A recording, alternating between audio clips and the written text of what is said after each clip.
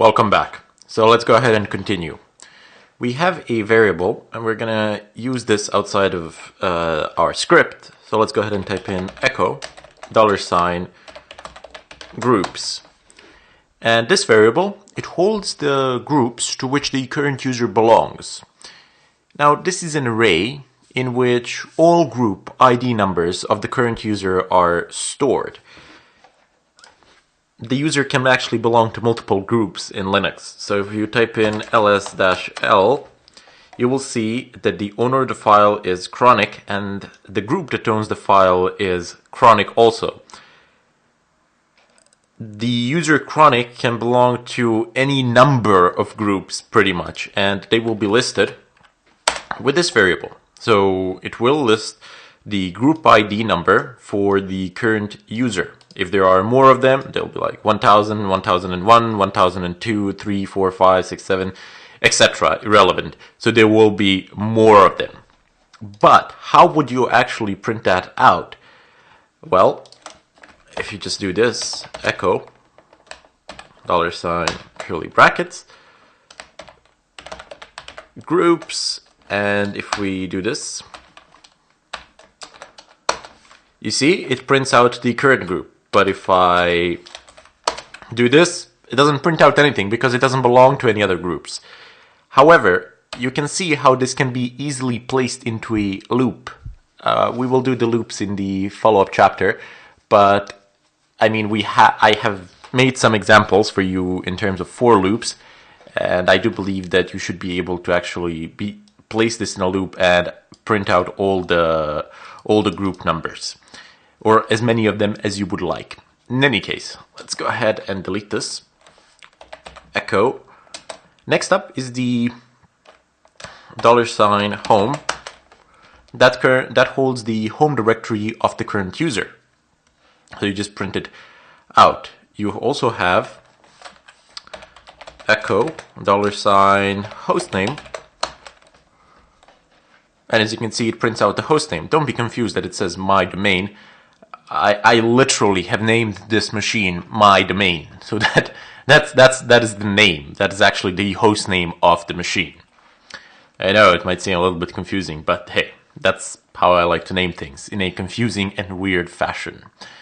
It holds basically the system name, which is assigned by the hostname command. We did this, if you remember, in the very beginning, by hostname command at boot up. So let's take a look at the following example and see how this actually works. Let's go back into our script. Just need to minimize this a bit. There we go. So we can type in if bracket $hostname and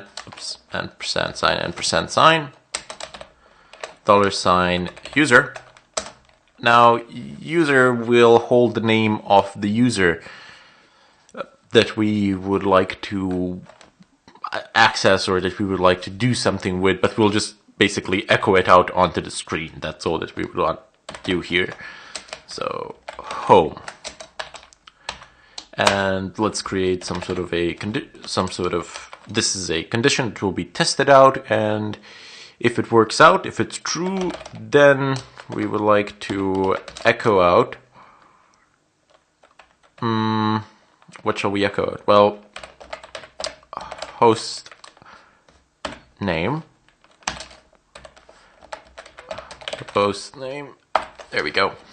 Like that. This here will basically check if this one has been set, if this one has been set, and if this one has been set. So all three of them need to be set in order for this to actually work. Why? Well, because we're using ampersand sign and, oh, sorry, my bad.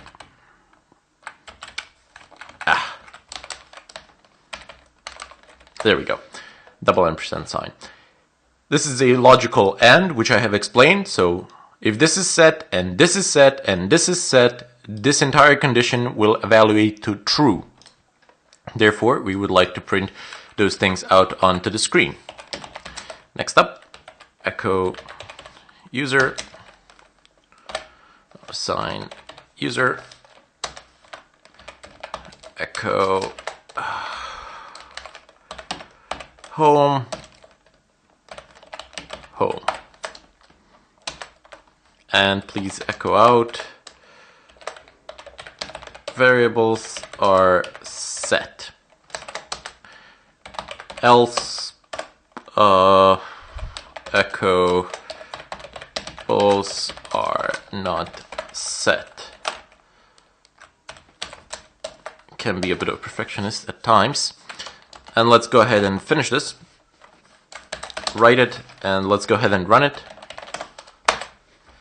And there we go. So it prints out hostname, my domain, user chronic, home directory, home chronic, variables are set. All is well, all is fine, and it actually manages to print out all the information without any sort of problems of whatsoever. Next up, we have this. If you type in echo $, host type, it will print out the information about the system hardware. I mean, it should be the same as match type. Echo match type. I'm misspelling this. I don't have really the nerves to check the spelling one more time, but let's just copy paste it. Oops. Have I managed to grab it? Nope. Copy. And there we go. So it does indeed print it. Oh right, I've placed a space. No. Well, I did something wrong. It doesn't really matter. This is how you spell it.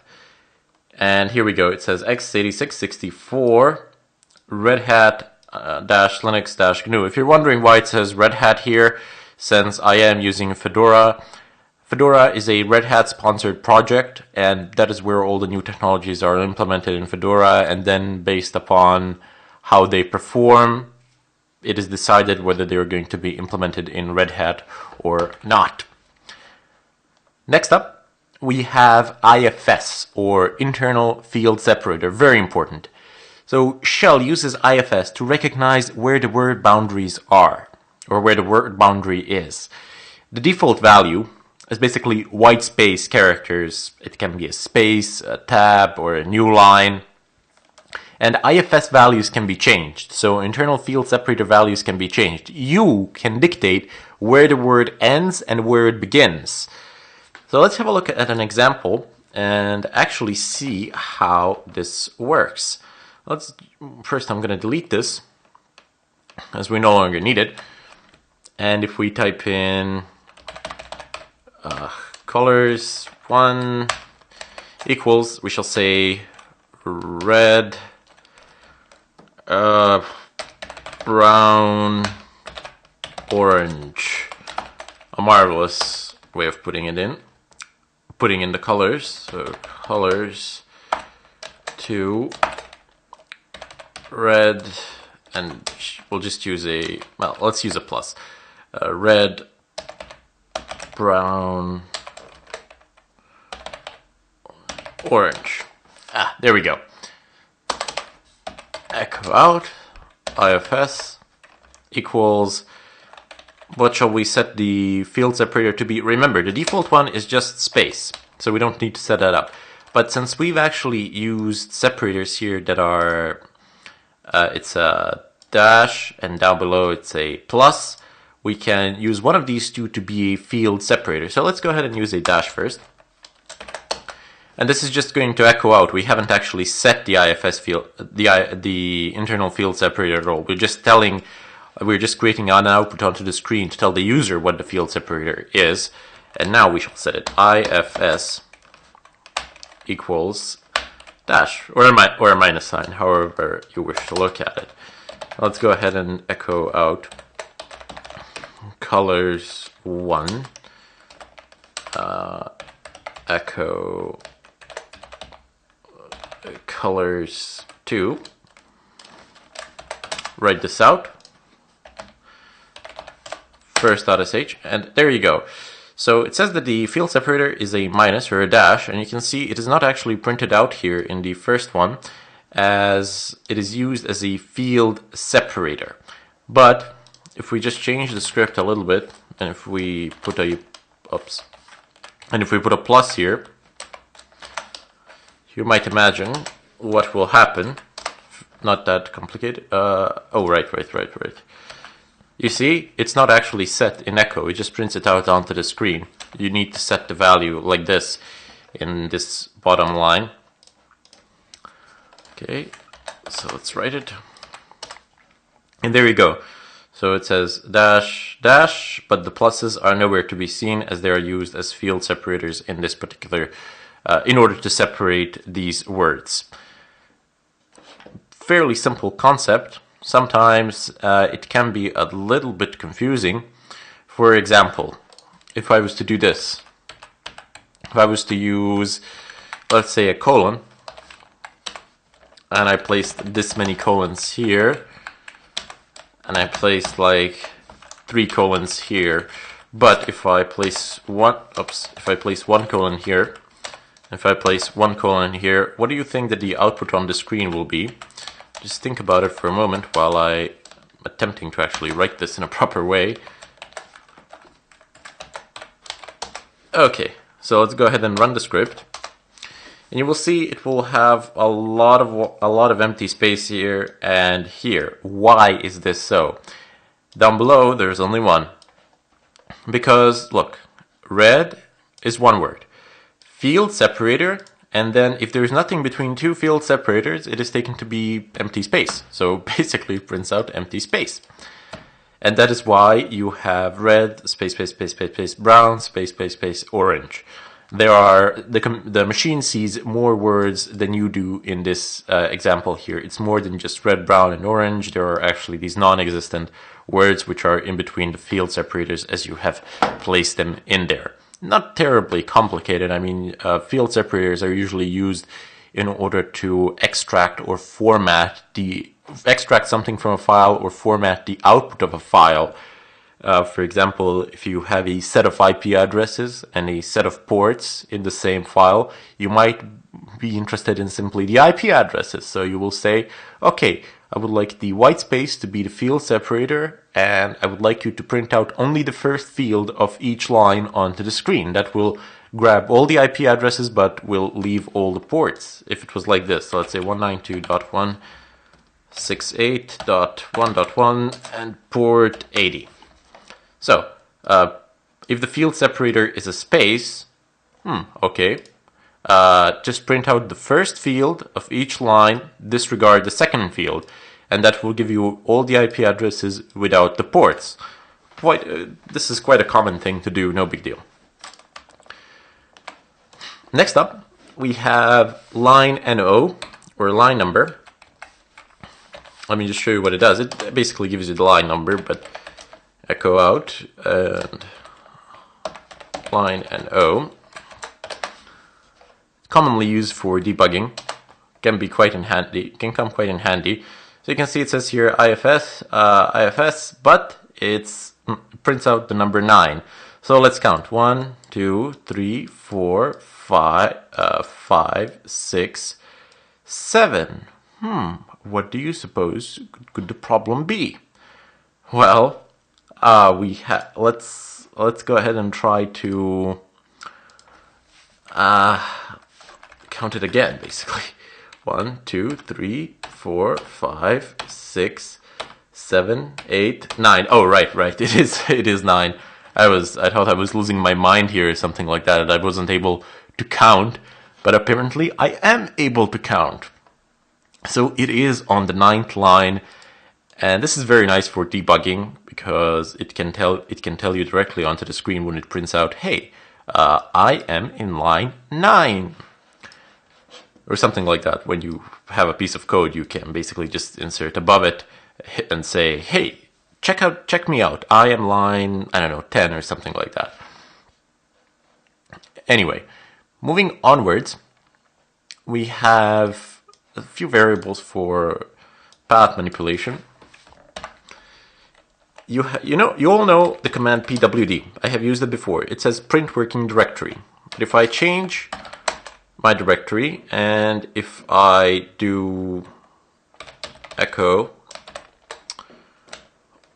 old pwd, you see, it actually tells me where I was before. So I've changed my home direct. I've changed the directory where I am, and then I've echoed out where I was. Simple as that. Next up, you have OS type. That should be pretty much self-explanatory. Echo OS type. You see, Linux GNU. Now, another interesting one is pipe status. But before pipe status, you know this old PWD? Well, you also have echo out PWD, which gives you the current working directory, so print working directory. But you also have the pipe status. What does the pipe status do? Now, this is an array variable that contains the exit status of each piped command. This needs to be, you need to get the contents of this variable as soon as you run the command. So if you run it at some other point of time after you ran a few other commands, is completely useless to you. Let me just give you an example. If I type in cat wood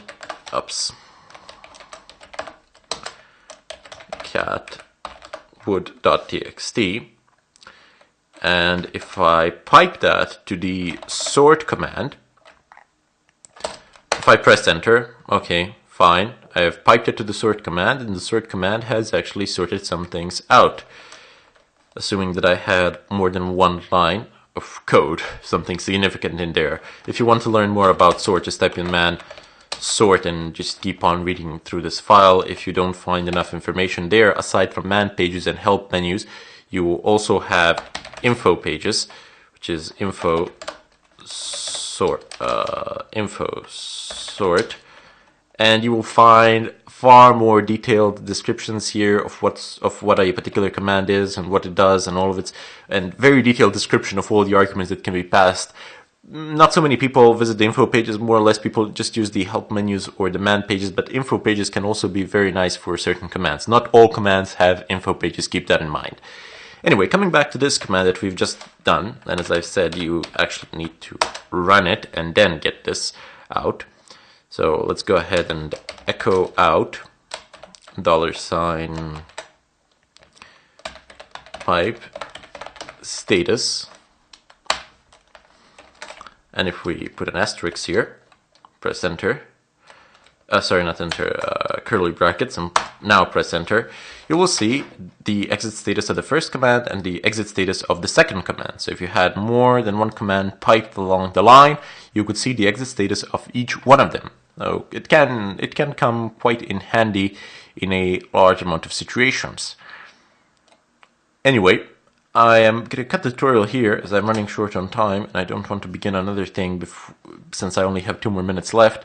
Udemy has a time restraint on the length of the videos. None of them can be longer than 20 minutes. So I'm going to cut it here and we'll come back in the follow-up tutorial.